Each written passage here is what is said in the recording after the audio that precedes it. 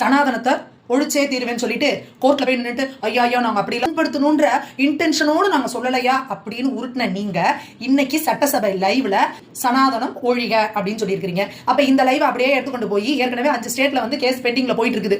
அப்போ அங்க கொண்டு போய் போட்டா உதயநிதியோட உருட்டுக்கள் என்ன கிளியும் அப்படின்றது நல்லா நமக்கு தெரியும். அடுத்த விஷயம், உதயநிதி ஒரு விஷயம் நீங்க புரிஞ்சுக்கோங்க.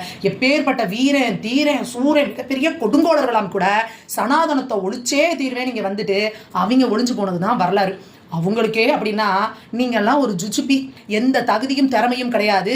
அப்பா பேரையும் தாத்தா பேரையும் வச்சுக்கிட்டு அரசியல்ல ஒண்டி பழைக்கிற நீங்க சனாதனத்தை ஒழிச்சிருவீங்களா? முதல்ல சனாதனத்தை உங்க வீட்டுக்குள்ள ஒழிக்க முடியுமான்னு பாருங்க. அதுக்கப்புறம் நீங்க ஊர் உலகத்துக்குலாம் சொல்லலாம்.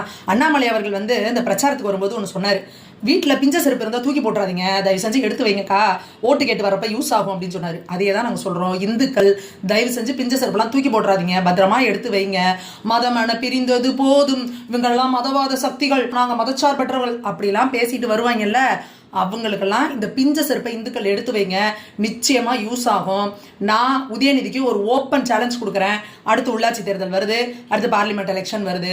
அந்த தேர்தலில் டேரிங்கா நின்று சனாதனத்தை ஒழிக்கிறதுக்கு எனக்கு ஓட்டு போடுங்க. இந்துக்கள் யாருமே எனக்கு ஓட்டு போட வேண்டாம்னு பேசுற தில்லும் தெம்பு திராணியும் உதயநிதிக்கு இருக்கா? இது ஓப்பன் சேலஞ்ச். உதயநிதி, நீங்க ஒரு விஷயத்தை புரிஞ்சுக்கோங்க.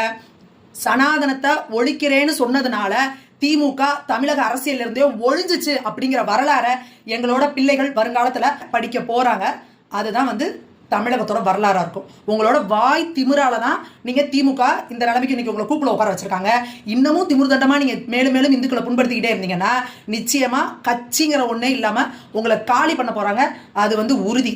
என்னடா திரும்புற பக்கம்லாம் விஜய்னு பேசுறாங்க, அண்ணாமலைன்னு பேசுறாங்க, நம்மளை யாருமே கண்டுக்க மாட்டேங்கிறாங்களே அப்படின்றதுக்காக நானும் ரவுடி தான் வந்து வண்டியில ஏறுறதுக்காக நீங்க அட்டென்ஷன் சிக்கிங்காக பேசுறீங்கன்னா கூட உங்க போதைக்கு இந்துக்கள் ஊருகா கிடையாது. உங்க அட்டென்ஷன் சிக்கிங்காக கூட நீங்க எங்க சனாதன தர்மத்தை இழிவா பேசுறத இங்க யாரும் வேடிக்கை பார்த்துட்டு சும்மா இருக்க மாட்டோம். திமுகவோட அழிவு காலம் ஆரம்பமாயிடுச்சு. அதை செய்ய போறது தமிழகத்தில் இருக்கக்கூடிய இந்துக்கள். எழுதி வச்சுக்கோங்க.